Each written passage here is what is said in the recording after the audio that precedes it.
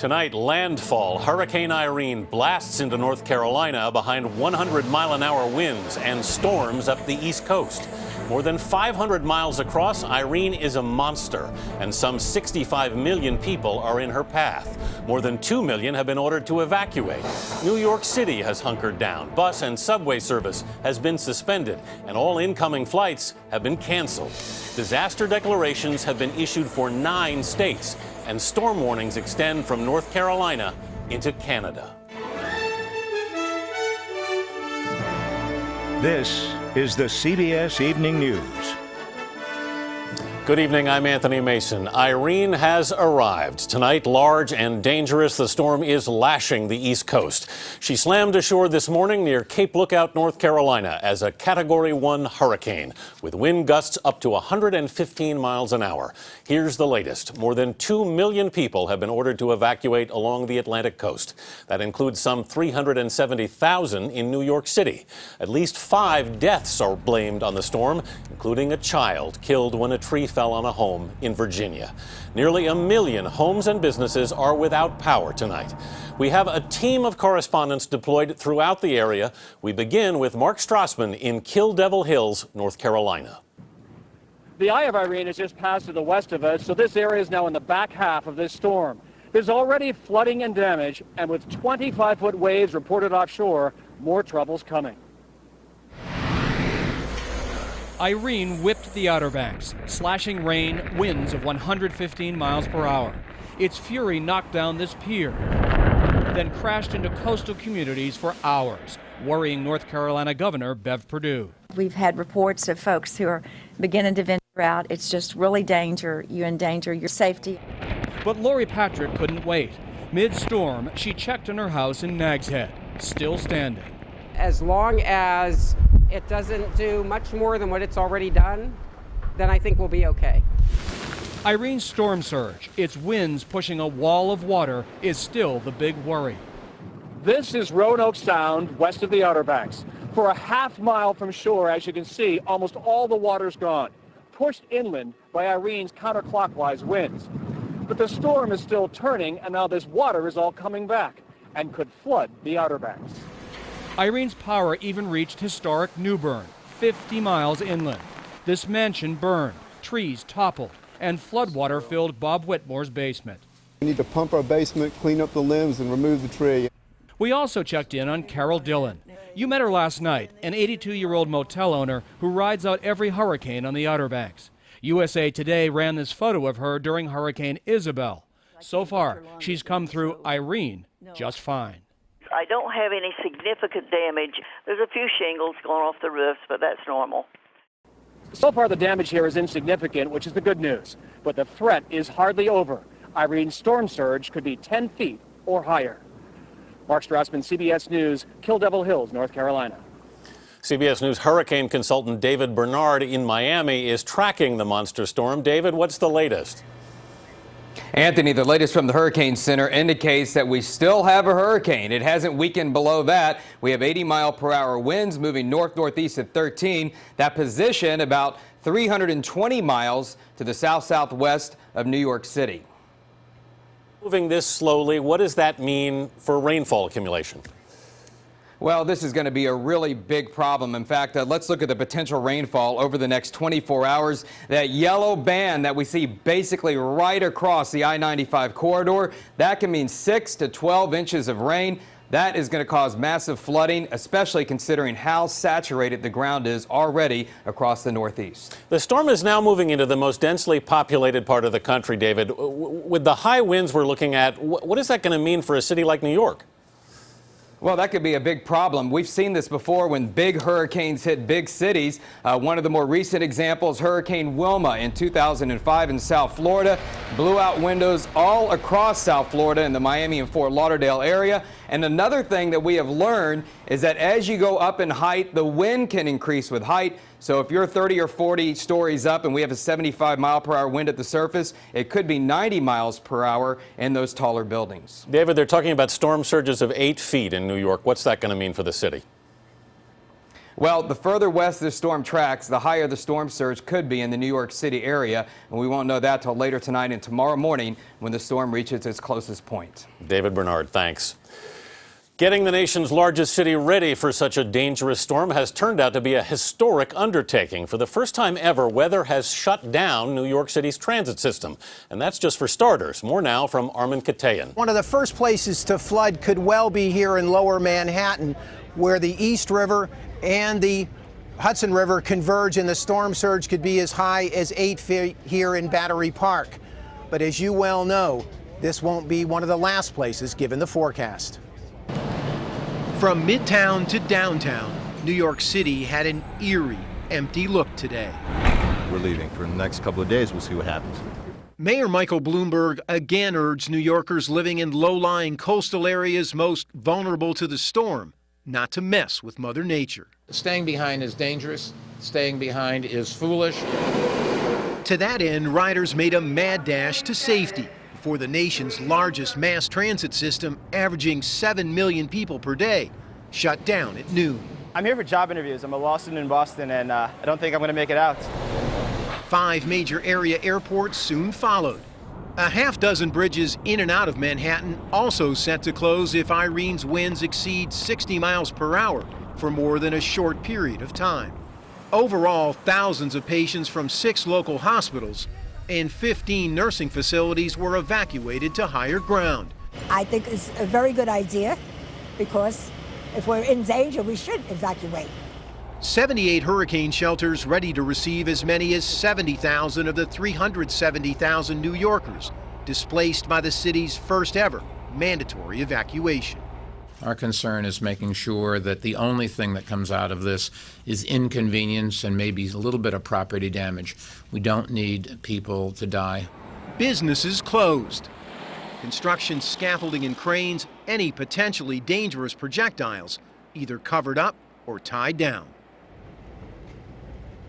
Manhattan, as you know, is built on a lot of rock, so there's not a lot of places where this water can go, either into the subways or the tunnels. And Anthony, that's going to create its own set of chaos. Armin, what about the people who've stayed? What's likely to happen to them? Well, a lot of people are simply hunkered down right now, but Mayor Bloomberg added another problem to this equation when he said the city is going to begin to systematically shut down power in many of the high-rises. And he said if you are literally stupid enough to be in a high-rise elevator when this power goes down, don't expect the fire department here in New York to come and rescue you because they're going to have a lot of other problems. Armin Katayan in New York. Thanks, Armin.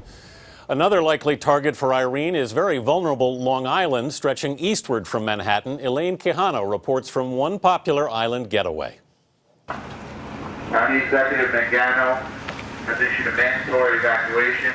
For a New York beach town used to kicking back, people in Long Beach are being kicked out.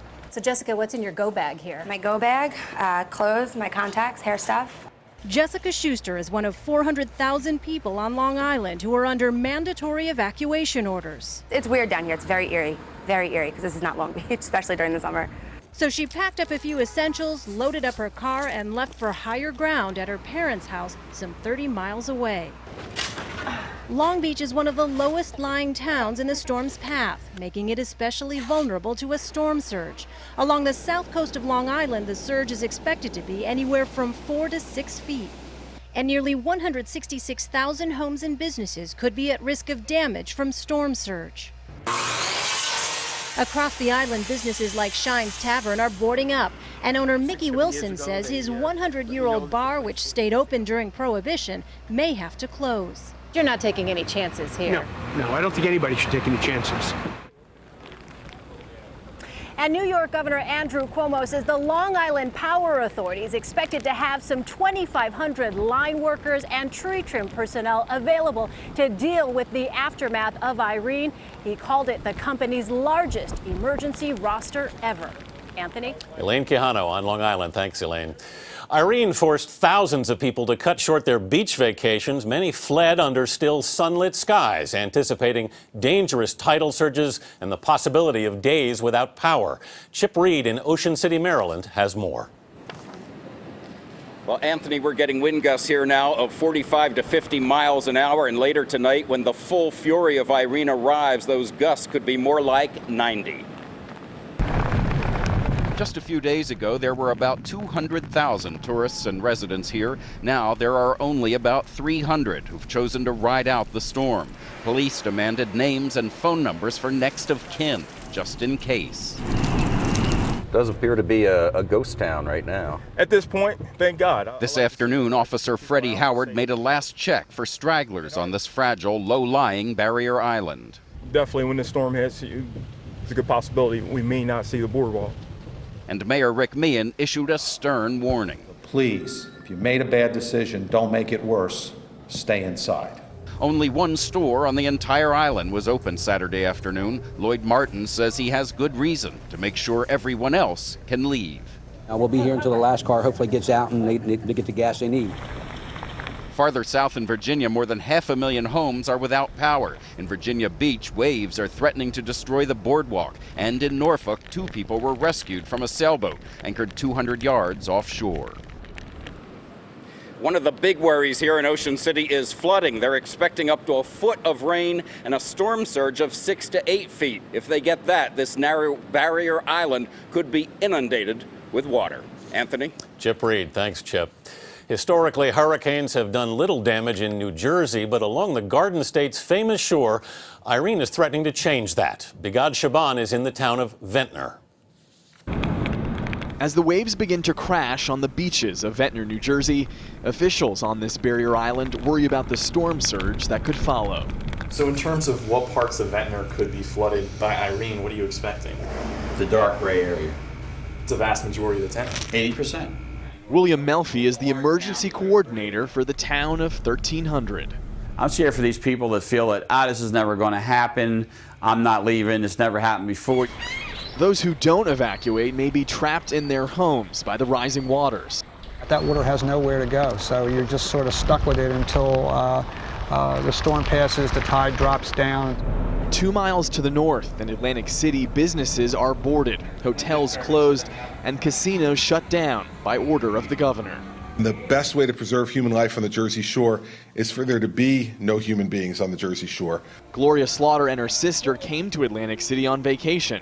Now they're stranded. The New Jersey Transit is stopped.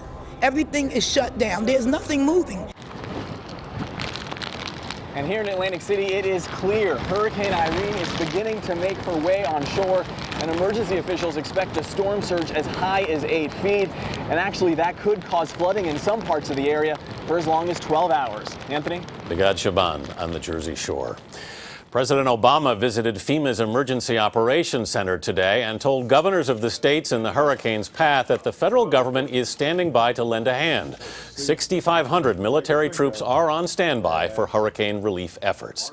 The storm has caused major disruptions all over the Northeast. Almost 9,700 flights have been canceled. That's 46% of the normal schedule. At least 10 baseball, football, and soccer games were postponed. And golf's first PGA playoff event was shortened to 54 holes. And in New York, all 23 Broadway shows went dark for the weekend. There is other news tonight. In Libya, rebels move to secure their gains as civilian suffering mounts. The Army's historic Walter Reed Hospital closes. Will its legacy live on? And President Obama's new jobs plan to rebuild America, when the CBS Evening News continues.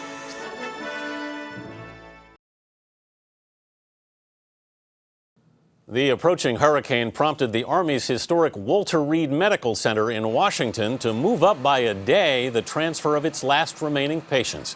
They were taken by ambulance to the National Naval Medical Center in Maryland today, hours before Walter Reed closed its doors forever.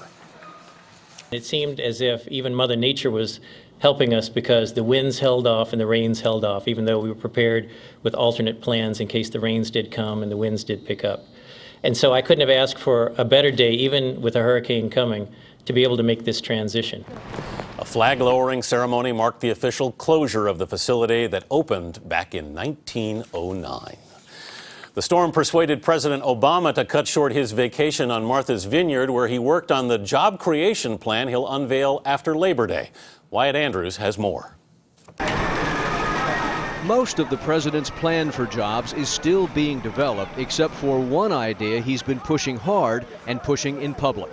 Let's rebuild America. The president wants to spend big on the nation's roads and bridges, starting with a 2-year, $109 billion spending package that's been stalled between the House and the Senate, but which he argues would put tens of thousands of people back to work quickly. Tell Congress to get past their differences and send me a road construction bill. But the roads bill is controversial because it's not all paid for and would involve new borrowing. Some economists say it's worth it. When Moody's studied the 2009 stimulus package, infrastructure spending rated high. For every dollar spent there, $1.44 was returned to the economy. Infrastructure projects have a large bang for the buck because they employ a lot of people. They require a lot of materials and other inputs that in turn employ lots of people. House Republican leader Eric Cantor has already told his members to resist new borrowing even for new jobs, to stop the discussion of new stimulus spending, he wrote, with money that we simply do not have. Another part of the infrastructure package would encourage businesses to retrofit buildings to become energy efficient. This proposal would give tax breaks to those who retrofit, but would not involve direct spending. This helps to employ lots of workers, particularly unemployed construction workers, but it also helps with respect to energy independence. The president's private industry jobs council will hold 2 meetings where labor and business leaders will be asked for the fastest ways to generate jobs. One entire day, Thursday, will focus on how to rebuild the nation's roads, bridges, railroads, and ports. Wyatt Andrews, CBS News, Martha's Vineyard. And ahead, the latest from Libya. As the rebels take charge, the crisis for civilians mounts. That story is next.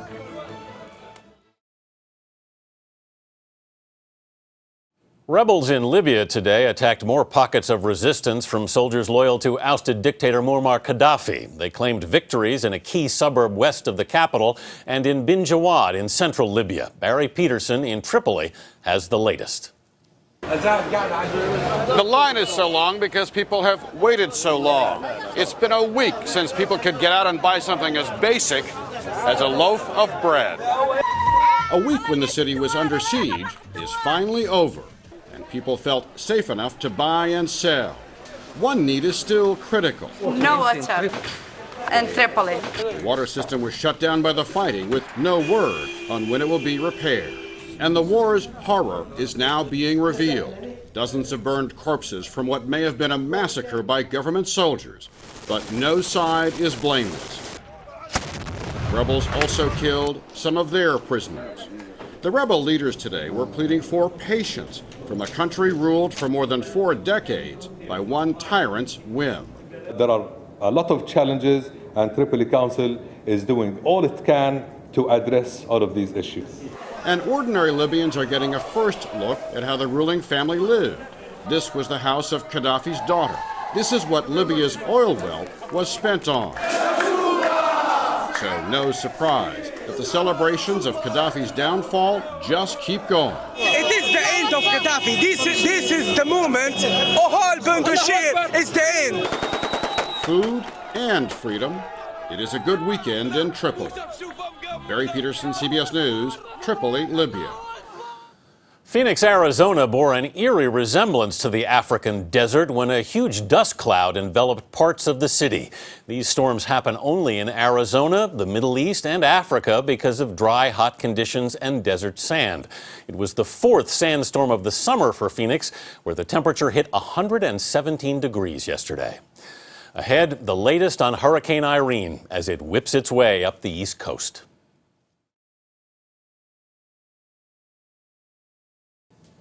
Updating tonight's top story, Hurricane Irene's top winds are down to 80 miles an hour tonight, but it's still a large and dangerous hurricane. Irene made landfall this morning, battering North Carolina and Virginia with sustained winds of 85 miles an hour, high waves and flooding. At least 5 people have died in storm-related incidents. Nearly 1 million homes and businesses are without power tonight. For the first time ever, weather has forced the shutdown of New York's transit system. More than 2 million people have been ordered to evacuate, and storm warnings are up from North Carolina into Canada. Stay with CBS News as we continue to track Irene throughout the weekend. For now, that's the CBS Evening News. I'm Anthony Mason in New York. Thanks for watching. Good night.